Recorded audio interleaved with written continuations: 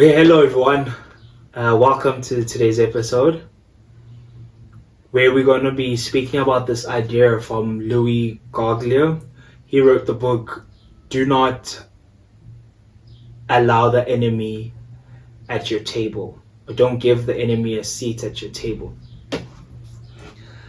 I think we've all fallen victim of this whole idea of allowing the enemy to have a seat. Now, this idea is based on Psalms 23, where David creates an imagery for us. And I'll I'll make the scene more dramatic because so that we have a deeper understanding, deeper perception of what it looks like. And when you kind of create this, we bring this word to today and how this would probably play out, we then are able to take the word and give it a practical meaning to our life, and then we learn from that. So imagine you are going to dine with your loved one. Now, a person that loves you, knows everything about you, know all that you like, all that you dislike, all that irks you, all that you enjoy as your appetizer, as your main course, as your dessert. This person literally knows everything about you, and they're going to prepare a meal for you. They're going to make sure that this meal you have all that you need, all the food that you love, because they have insurmountable supply of everything, and they want to make sure you are pleased with this meal. They're going to go all out for you out of love. And they do that, and they prepare this meal, they prepare it in a table for you, and they invite you in this room, and you're sitting down, and you see all your favorite food, and you smell all your favorite food, and you are just ready to dine.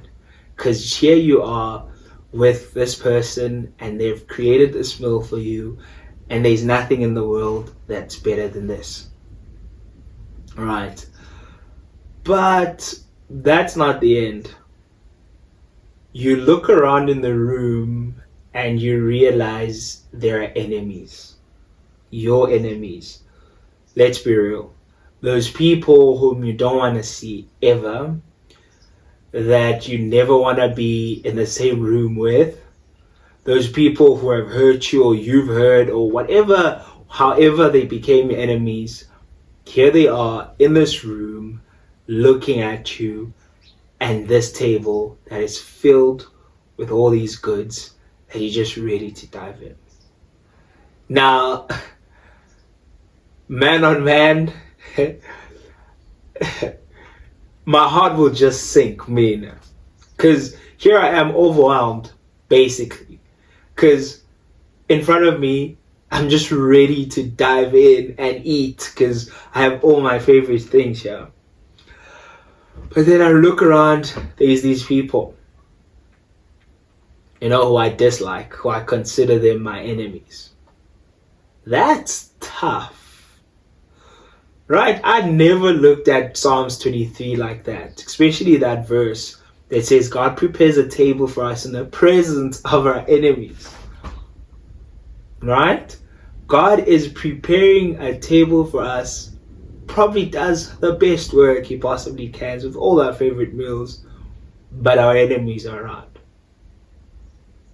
Looking, envying, wishing that this was done for them, or they're the ones that are dining with the Almighty. Crazy scenes, right? But it gets worse. Not only are they just standing in the same room, but they also want a part of this. They want to grab a chair, pull a chair, and join you. They want to be a part of this. Because why do you get to have this and they don't? And that's how I now see our relationship with God. Really, it is that.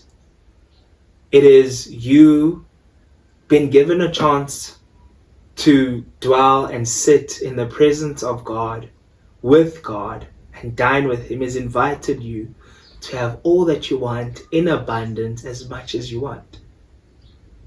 But there is no absence of adversity. There is no absence of enemies. They are present right there in that room, and they want a part. They're not invited, but they're there.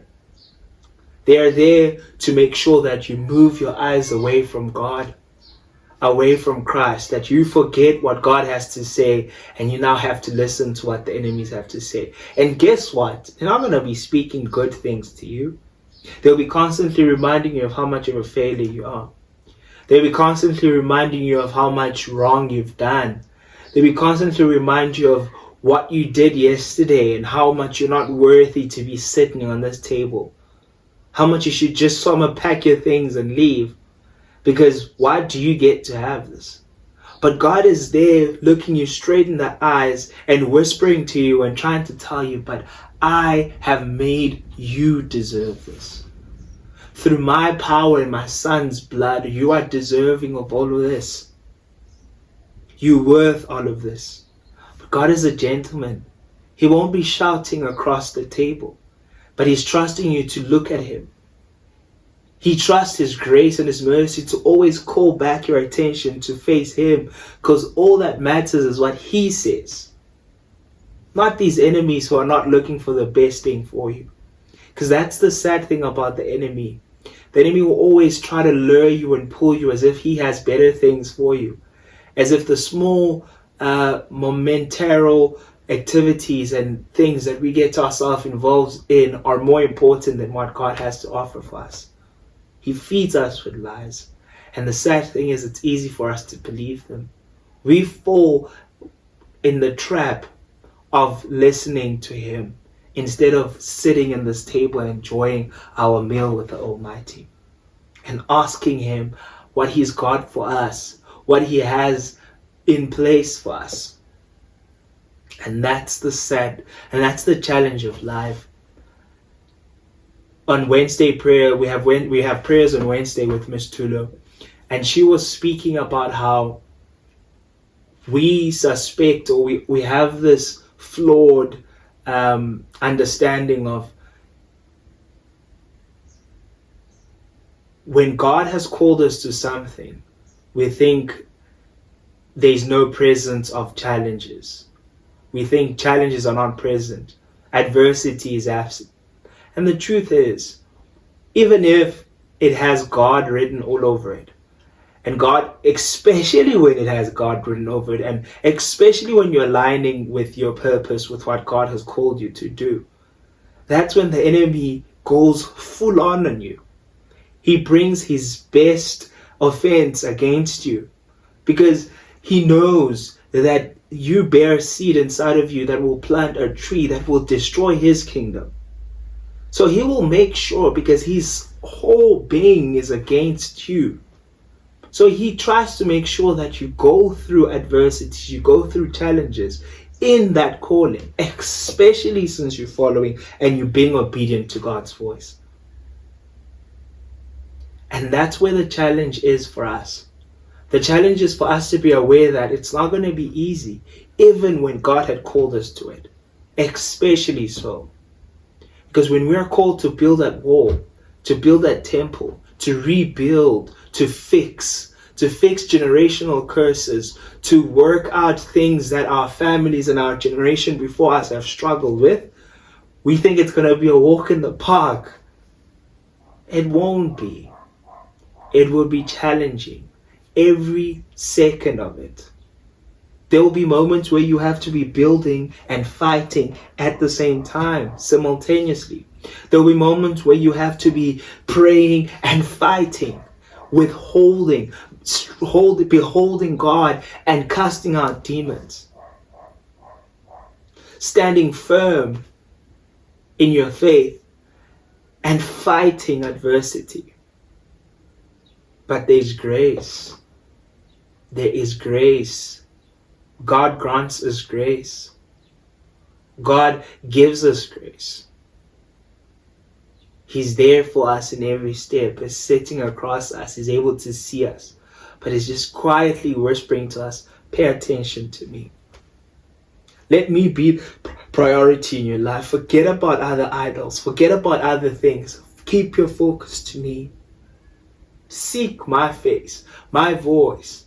Acquaint yourself to my personality, my voice, how I speak, how I do things. Yes, the enemy is around. Yes, the enemy is present, but just focus on me. Don't focus on the storm. Keep your eyes on me. Trust me. I am trustworthy. I am faithful.